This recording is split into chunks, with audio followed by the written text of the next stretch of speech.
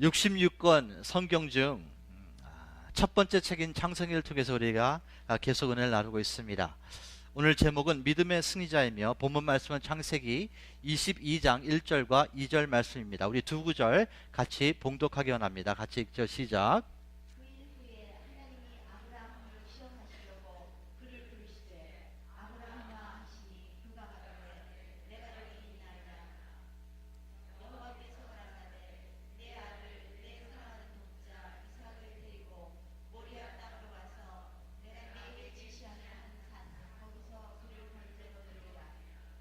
아멘. 자, 믿음의 조상 열국의 아비로 기록되어 있는 이 아브라함의 삶을 보면서 우리는 믿음을 어떻게 정의할 수 있을까요? 이 레이 프레처리라는 사람은요, 믿음의 여정이라는 책을 기록하면서 믿음을 이렇게 설명합니다. 믿음으로 사는 삶은 놀라운 여행입니다. 믿음은 우리가 예수 그리스도를 신뢰하는 순간에 시작되어 죽는 순간까지 계속되는 하나님과 함께하는 여행입니다. 우리는 그 믿음의 여정을 통해 점점 더 나은 믿음의 삶을 배우게 됩니다.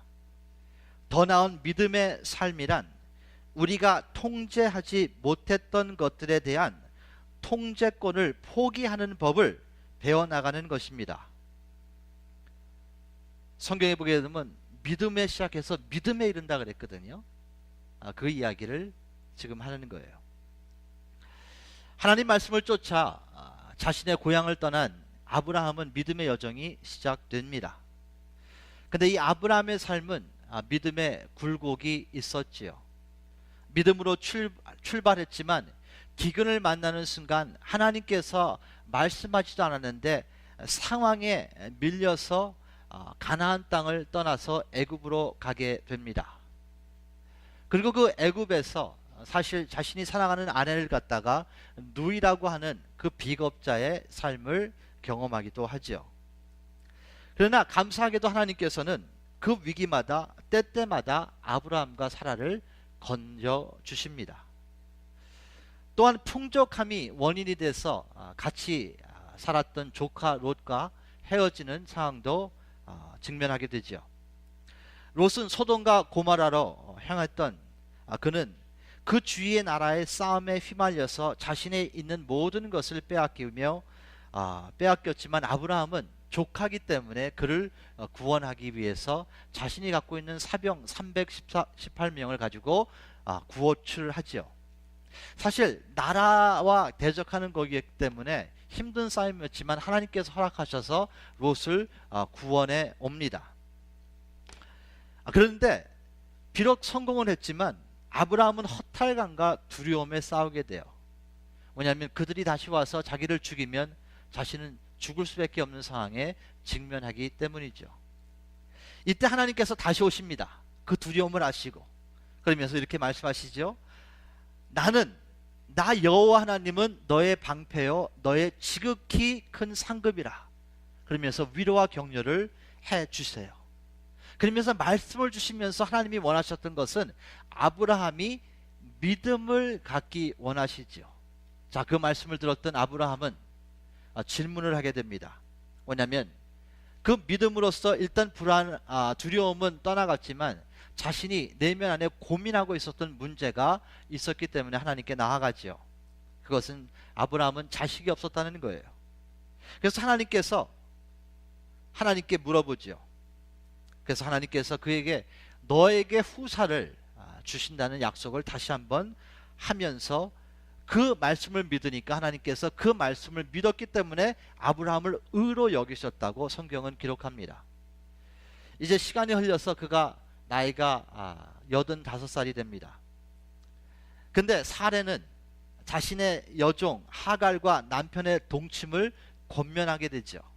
저는 이 말씀을 어떤 측면으로 말씀드렸느냐, 그들이 믿음이 없어서 하갈과 아브라함이 동침하는 것이 아니고 믿음이 있었기 때문에 자신은 이제는 아이를 낳을 수 있는 그 육체적인 환경이 없었기 때문에 자식이 준다는 믿음이 있었기 때문에 자신과 같이 있었던 종 하갈을 남편과 동침에게 했다는 측면으로 은혜를 나눴습니다. 그 결과 이스마엘 아들이 탄생했지만 이것은 하나님의 뜻을 인간적인 방법으로 구했기 때문에 하나님께서는 그가 나의 후사가 될 수 없다, 언약의 후사가 될 수 없다고 말씀하시죠. 또 무엇을 알 수 있습니까? 하나님의 뜻은요, 인간의 방법으로 이룰 수가 없다는 거예요. 하나님의 뜻은 하나님의 방법으로만 이룰 수 있다는 것을 알 수 있습니다. 자, 이제 아브라함은 나이가 100세가 되고 그의 아내 사레는 90세가 됩니다. 자, 이때 또 하나님께서 말씀으로 찾아오세요. 그 말씀이 창세기 17장 15절에서 16절이에요. 하나님이 또 아브라함에게 이르시되 내 아내 사레는 이름을 사레라 하지 말고 그 이름을 사라라 하라. 내가 그에게 복을 주어 그로 내게 아들을 낳아주게 하며 내가 그에게 복을 주어 그로 열국의 어비가 되게 하리니 민족의 열왕이 그에게 난다고 하십니다. 하나님께서 이 말씀을 아브라함에게 하셨는데 이 아브라함의 반응이 참 재밌어요. 그 반응이 17절과 18절에 있습니다. 우리 두 구절 한번 같이 봉독합니다. 시작. 아브라함이 엎드려 웃으며 심중에 이르되 100세 된 사람이 어찌 자식을 낳을까? 사라는 90세니 어찌 생산하려 하고. 아브라함이 이에 하나님께 구하되 이스마엘이나 하나님 앞에 살기를 원하나이다. 아멘. 자, 여기에서 아브라함의 내면의 생각과 외면의 표현이 일치하지 않는 것을 봐요. 아브라함이 엎드려서 웃었어요. 그러면서 무슨 생각을 했습니까? 하나님, 제 나이가 지금 몇 살인지 아십니까? 제가 지금 100살이에요. 제 아내 사라의 나이가 지금 몇 살인지 아세요? 숫자 세실 수 있죠? 한마디로 이러는 거예요. 90이에요. 근데 그런 표현을 아브라함은 이에 하나님께 구하여 이스마엘이나 하나님 앞에 살기를 원한다는 그 고백을 하는 거예요. 그러니까 생각은 지금 다른 것을 생각하는데 입의 고백은 다른 식으로 나갔다는 거죠. 자, 여기서 무엇을 알 수 있습니까? 많은 사람들은 자신의 하는 생각과 입에서 나오는 것은 다르다는 거예요. 혹시 우리 가운데 그런 사람이 있을까요? 사랑하는 월시각 여러분, 적어도 여러분과 저는요, 하나님 앞에서는 정직해야 합니다. 사회에서나 교회에서 상대의 믿음을 감안해야 되기 때문에, 또한 덕을 세워야 되기 때문에 언어의 선택은, 단어의 선택은 매우 중요합니다. 그러나 하나님 앞에서는 솔직해질 필요가 있다는 거예요. 하나님 앞에서까지 그런 언어를 사용할 필요가 없다는 거예요.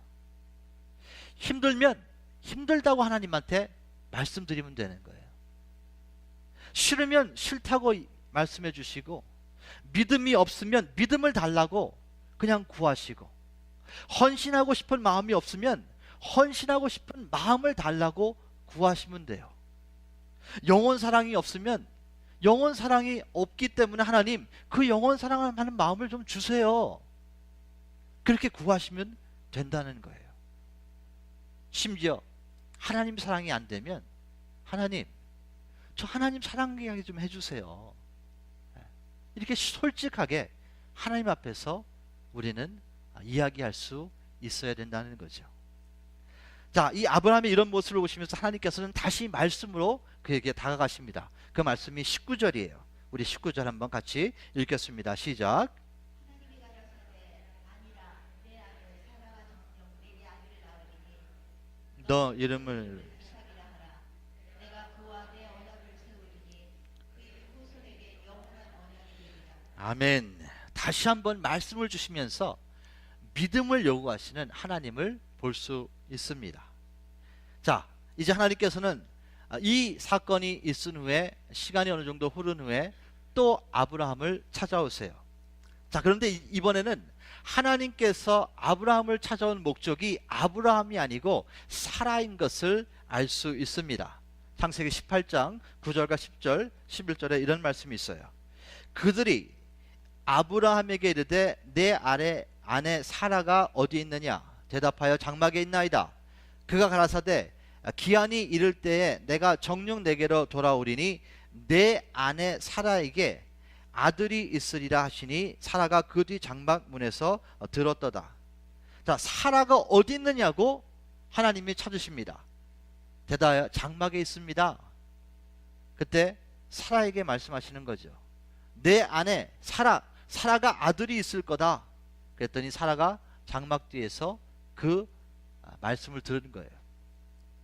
근데 상황은 11절에 아브라함과 사라가 나이 많이 늙었고 사라의 경수는 끊어졌다고 11절에 설명되어 있어요.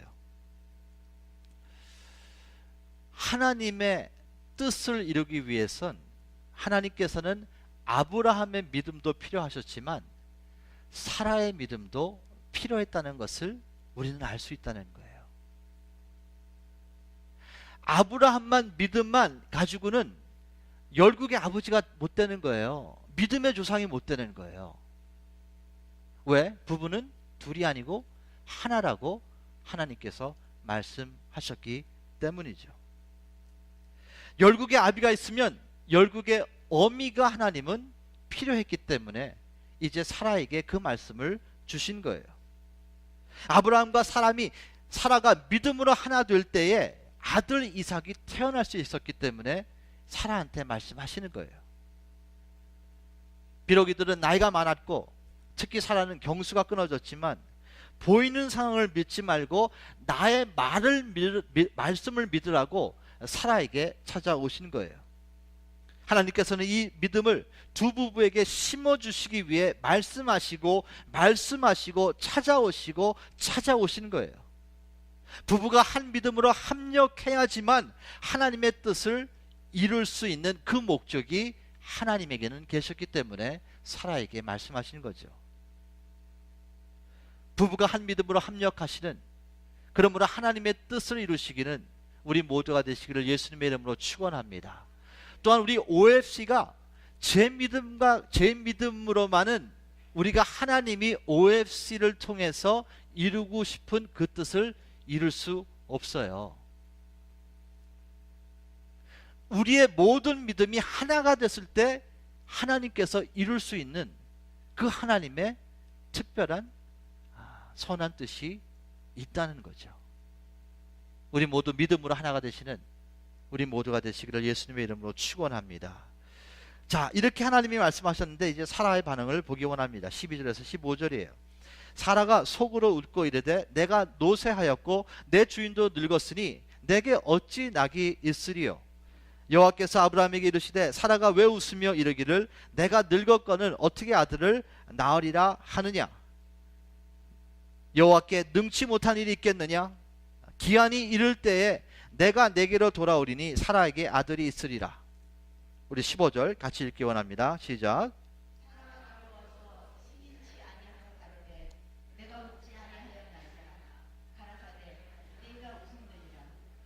아멘. 자, 인간과 하나님 사이에 최초의 유머가 시작됩니다. 너 웃었어. 하늘 웃었어요. 너 웃었어. 내가 바걸랑? 하나님이랑 지금 사라랑 이런 상황이 전개된 거예요. 인간의 중심을 보시는 하나님께서 사라의 마음을 보시고 너 왜 내 말 믿지 않니? 마음을 들킨 사라는 자신이 웃지 않았다고 부인했어요. 근데 하나님은 너 웃었어 이렇게 말씀하십니다.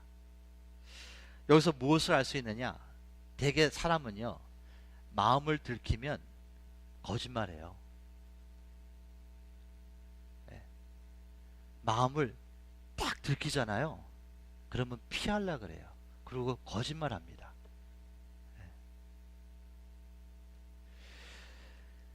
그런데 사람은 사람을 항상 속일 수 있어요. 우리의 은밀한 그 무엇을 속일 수 있습니다. 거룩하게 앉아있으면 모르죠. 부분적으로도 속일 수 있어요. 그런데 하나님은 속일 수 없다고 지금 우리에게 말씀하시는 거죠. 우리 한번 따라하죠. 자수하여 광복 찾자. 광명. 죄송합니다. 광명?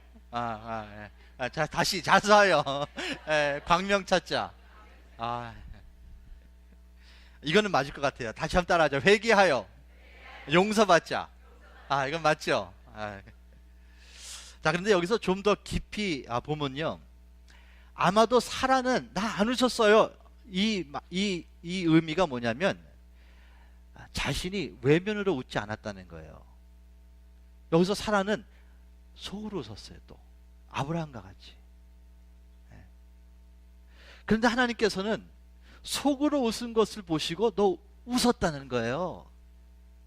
근데 사라는 나 안 웃었어요. 여기서 컨플릭이 생기는 거죠. 자, 우리는 하나님 앞에 가서 항상 죄를 얘기했을 때 우리가 행한 죄, 이런 것만 가지고 회개할 수 있어요, 없어요? 근데 하나님은 내면을 보시고 너 이거 했어.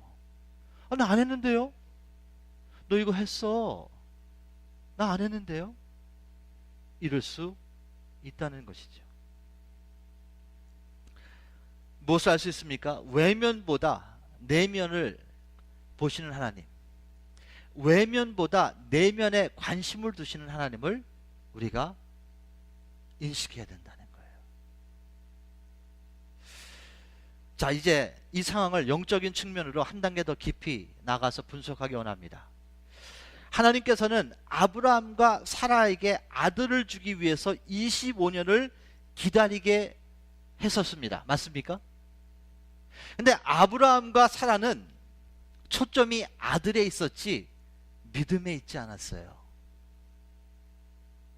그냥 아들만 달라는 거예요. 보면 하나님만 하게 되면 하나님 아들 주세요. 나 지금 돈 어마어마하게 많거든요. 이거 나 누구한테 물려줍니까? 하나님 나 아들 주세요. 근데 하나님은 아들을 통해서 뭐를 주기 원하셨어요? 믿음을 주기 원하셨다는 거예요. 하나님의 초점은 아들보다도 믿음이 더 중요한 거예요, 지금.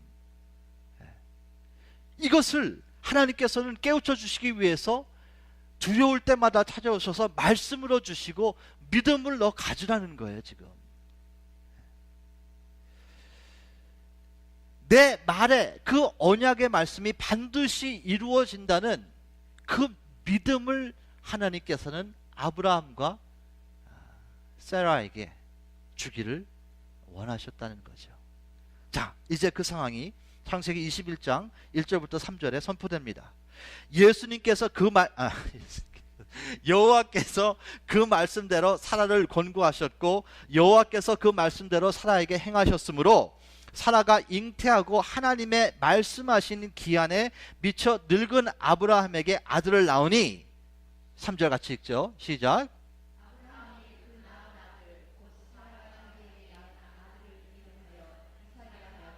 아멘. 자, 보세요. 여기서 하나님께서 원하시는 것은 내 말씀대로, 내 언약대로, 내 말대로 너 이삭 낳지 않았어. 하나님의 초점이 이삭이에요, 말씀이에요?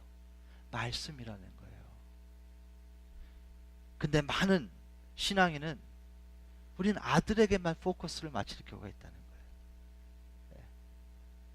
아들 달라는 거예요, 우리 맨날. 근데 하나님은 아니야. 아들은 믿음의 결과지 원인은 될 수가 없어. 너는 지금 아들보다 믿음이 더 필요해. 왜냐하면 내가 너를 믿음의 조상으로 만들기 원하거든. 내가 너를 열국의 아비로 만들기 원한다는 하나님의 더 크신 뜻이 있기 때문이죠. 자, 이제 아들을 얻은 아브라함과 사라는 입이 목에 걸렸어요. 그러면서 자랑하고 다니는 거예요. 귀에 걸린 거예요. 제가 잠을 못 자가지고 잠을 못 자면 확실히 이게 좀 몽롱합니다. 입이 어디 걸려요? 귀에 걸린 거예요. 그냥 알아서 들으십시오. 해석해서. 자, 이제 세월이 흘러서 이삭은 이제 어느 정도 장성하게 되죠. 근데 하나님께서 이제 아브라함을 시험하시는 단계가 정말 그 아브라함의 그 믿음의 피크가 선포되는 그 상황으로 몰고 가십니다. 그 말씀이 오늘 본문이에요. 창세기 22장 1절과 2절 두 구절 한번 다시 읽겠습니다. 시작. 그 일 후에 하나님이 아브라함을 시험하시려고 그를 부르시되 아브라함아 하시니 그가 가로되 내가 여기 있나이다. 여호와께서 가라사대 내 아들 내 사랑하는 독자 이삭을 데리고 모리아 땅으로 와서 내가 내게 지시하는 한 산 거기서 그를 번제로 드리라. 아멘. 자, 신앙에는 시험이 있습니까? 반드시 있다는 것을 꼭 기억하세요. 여기서 시험이라는 단어는 히브리어로 나사입니다. 나사. 따라하지 한번. 나사. 헬라어는 페일라조라는 단어가 이 시험이라는 단어예요. 그러니까 구약에서는 나사고 신약에서는 페일라조라는 헬라어 단어로 이 시험이라는 단어가 사용되고 있어요. 근데 재미있는 것은 이 시험이라는 단어가 누구에게 오느냐에 따라서 그 의미가 틀려집니다. 하나님께로 오는 시험은 훈련이라는 의미가 있고요. 마귀에게 오는 시험은 유혹으로 바뀌어요. 같은 단어인데. 하나님께 오는 시험이 있습니다. 마귀한테 오는 유혹이 있는데 그 유혹과 그 훈련이라는 그 단어가 같아요. 주체가 누구냐에 따라서 동사의 의미가 바뀝니다. 원어가 그러는 거예요. 아브라함은 25년 동안 이삭 아들을 기다렸어요. 그는 말씀대로 행하시는 하나님의 능력을 체험했고 이제 그의 믿음은 최고봉이었을 거예요. 그때 하나님은 그 최고봉의 믿음을 반납하라고 그래요. 여러분, 믿음은요 반납해야 됩니다. 그 믿음을 반납해 그래요. 하나님이 너 믿음으로 받았지? 이삭 받았지? 이제는 그 믿음 나한테 반납해. 하나님이 그 요구를 하신 거예요.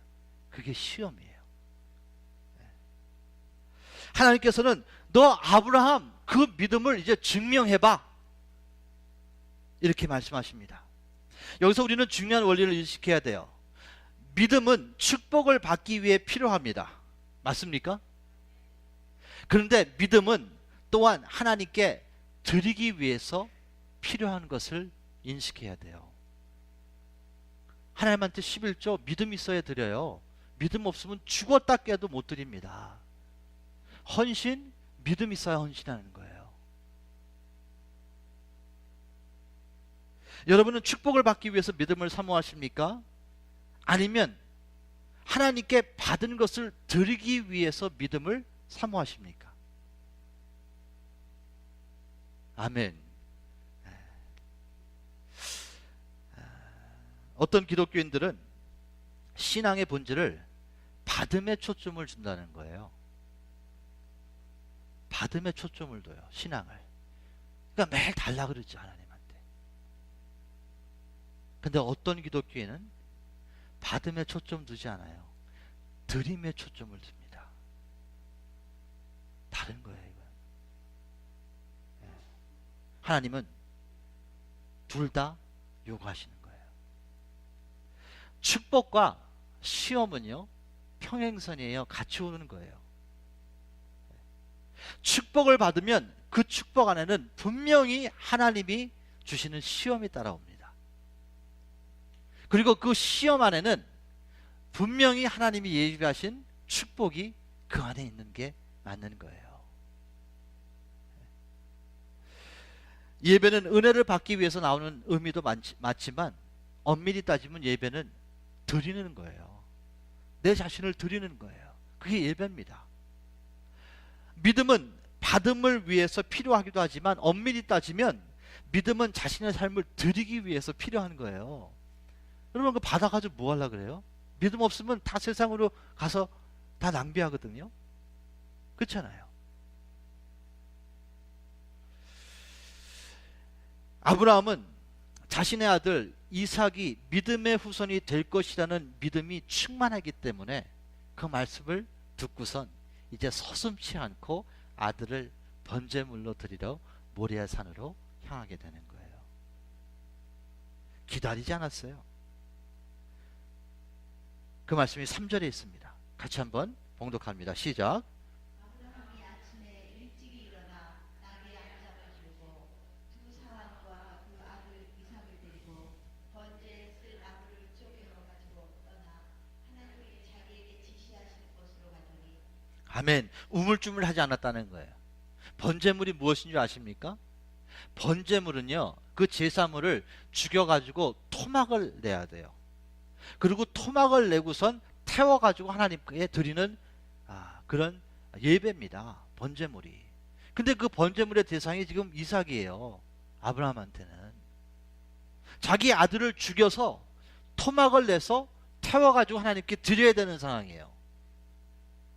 근데 이 상황에서 아브라함은요, 하나님의 말씀이 내면에 각인이 되어 있기 때문에 순종하는 거예요. 자, 그 말씀이 전에 했었던 창세기 17장 19절 말씀 같이 한번 다시 읽기 원합니다. 같이 한번 읽죠. 시작. 하나님이 가라사대 아니라 내 안에 사라가 정녕 내게 아들을 낳으리니 너는 그 이름을 이삭이라 하라. 내가 그와 내 언약을 세우리니 그의 후손에게 영원한 언약이 되리라. 아멘. 자, 이삭이 영원한 언약의 후사가 된대요. 말씀대로 된다는 것을 25년이라는 훈련을 통해서 내 거가 된 거예요, 지금. 아브라함은요. 그리고 하나님이 말씀하셨으니까 이삭은 분명히 후사가 된다. 실제 이 이삭이 번제물로 죽음을 당할지라도 하나님께서는 이 죽음에서 능히 살릴 것을 아브라함은 믿었다는 거예요. 이게 믿음입니다. 이게 믿음이에요. 하나님께서는 이삭을 주시면서 아브라함을 믿음의 승리자로 만드셨고, 이제 그 믿음의 승리자가 된 아브라함에게 그 믿음을요, 증명해. 내가 너 믿음 줬지? 25년 동안에 훈련해가지고 내가 아들 줬지? 경수가 끊긴 상태에서 너 아들 받았지? 웃었지? 즐거워했지? 이제 그 믿음 반납해. 이 하나님의 방법이에요. 분명히 하나님께서는 여러분과 저의 믿음을 행함으로 증명하라고 하시는 거예요. 그게 반납하는 거예요. 내가 좋지? 반납해. 그래서 믿음장에는요, 히브리서 11장은 이렇게 표현합니다. 아브라함은 시험을 받을 때 믿음으로 이삭을 드렸으니 믿음으로 드린 거예요. 이제는 저는 약속을 받은 자들의 그 독생자를 드렸느니라. 저에게 이미 말씀하시기를 내 자손으로 칭할 자는 이삭으로 말미암이라 하셨으니, 자, 이삭을 통해서 그 후손이 내려가는 것을 믿었다는 거예요. 저가 하나님이 능히 죽은 자 가운데서 다시 살리실 줄을 생각한지라. 안 죽는다. 이삭은 죽어도 다시 살릴 수 있는 하나님을 나는 믿는다. 그래서 죽은 자 가운데서 도로 받았다고 성경은 기록하는 거예요. 그래서 자, 믿음의 조상이 되기 위해서 절대적인 믿음은 부활신앙이 필요했다는 거예요. 아브라함은 하나님께서 이삭을 죽은 자 가운데서 능히 살릴 수 있다는 그 부활신앙을 요구하신 거예요.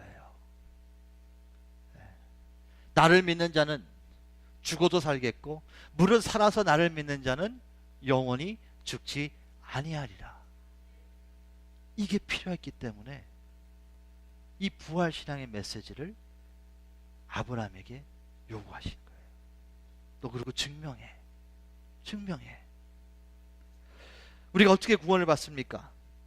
내가 만약 예수를 주라 시인하고 또 하나님께서 그를 죽은 자 가운데서 살리신 것을 믿으면 구원을 얻는다 그랬잖아요. 사람이 마음으로 믿고 의에 이르고 입으로 시인하여 구원을 얻는다고. 그 말씀이 지금 선포가 되는 거예요. 그래서 구원을 얻는 거예요. 구원은 그냥 마음으로 영접하는 것이 아니고 꼭 입으로 시인하고 예수 그리스도께서 나를 위해서 죽으신 것과 죽은 자 가운데서 부활하신 그 부활 신앙을 믿었을 때 영원히 사는 거지, 부활 신앙을 믿지 않으면 영원히 살지 못하는 거예요. 이것을 하나님께서는 아브라함에게 요구하신 거예요.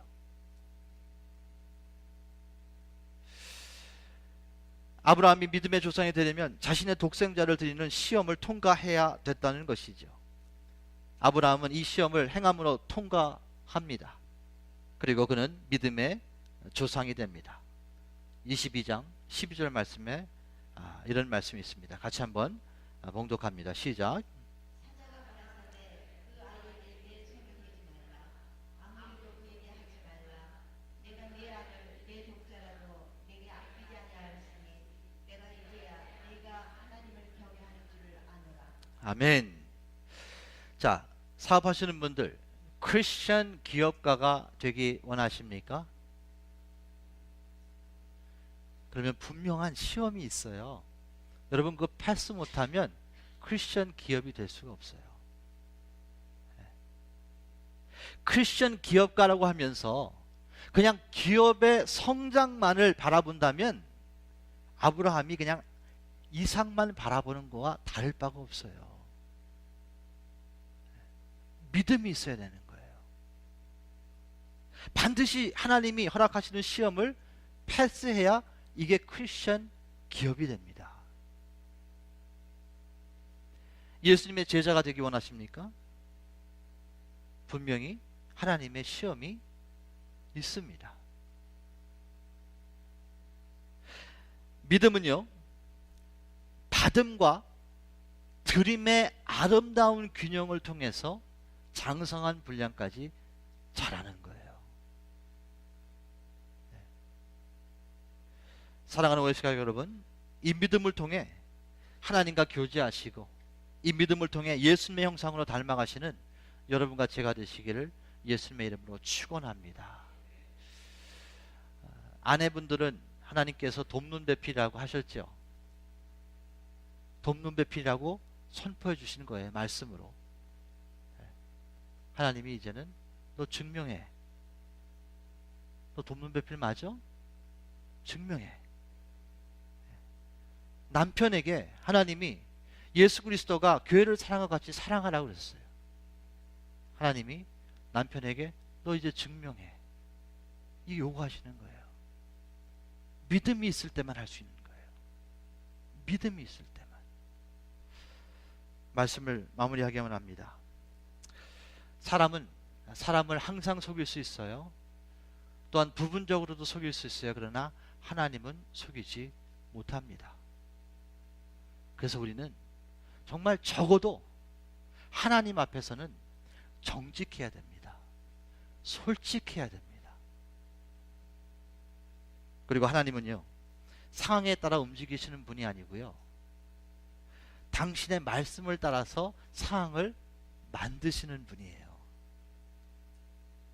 근데 우리는 상황에 막 물결같이 그냥 막 날아다니잖아요. 그렇게 삶은 믿음의 삶이 아니라는 거죠.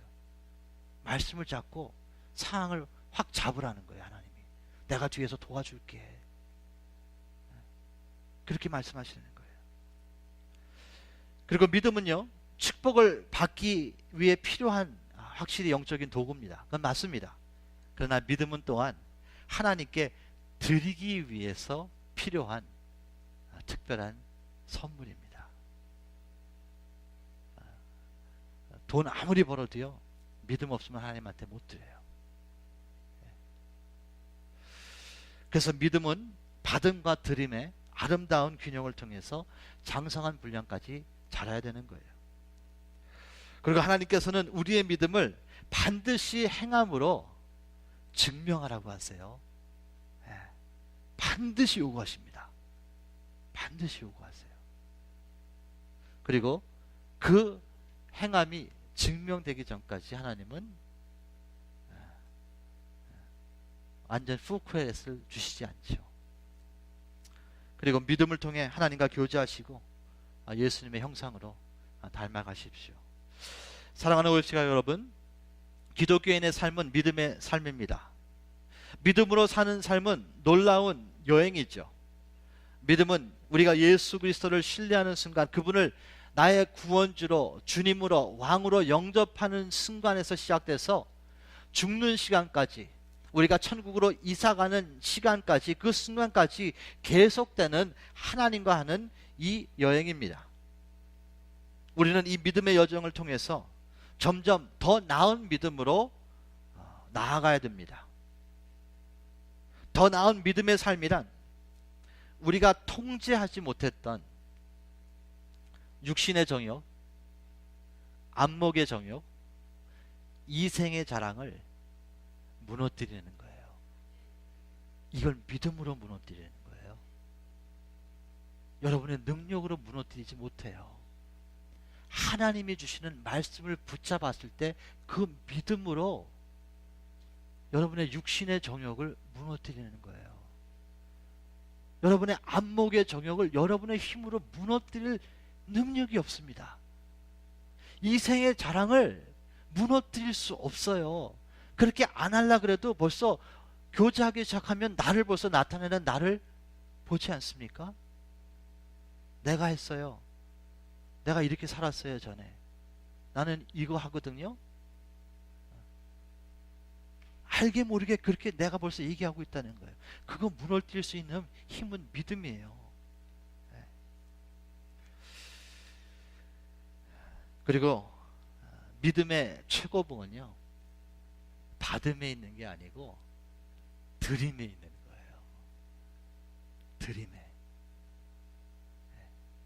어떻게 받을까 고민하는 것보다 어떻게 드릴까 고민하는 게 믿음의 최고봉입니다.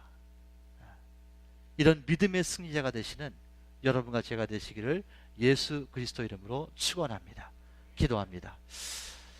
아버지 하나님, 우리가 아브라함의 삶을 보면서 정말 25년 동안 그가 고민하고 또 생각하며 실수했던 그 모든 것을 공부하며 하나님께서 원하시는 것은 그에게 믿음이 충만한 것을 우리가 오늘 배웠습니다. 그러나 그 25년 동안 생활을 하면서 아브라함은 믿음의 초점을 맞춘 것이 아니고 아들인 이삭에게 초점을 맞춘 것을 우리는 바라봅니다.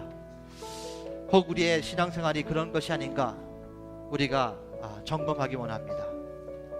정말 필요한 것은 믿음인데 우리가 육적인 눈으로 신앙생활을 하며 그저 우리가 원하는 것은 나의 육신을 만족시키고 나의 자랑을 만족시키고 나의 안목을 만족시키는 그 무엇인 것이 아닙니까?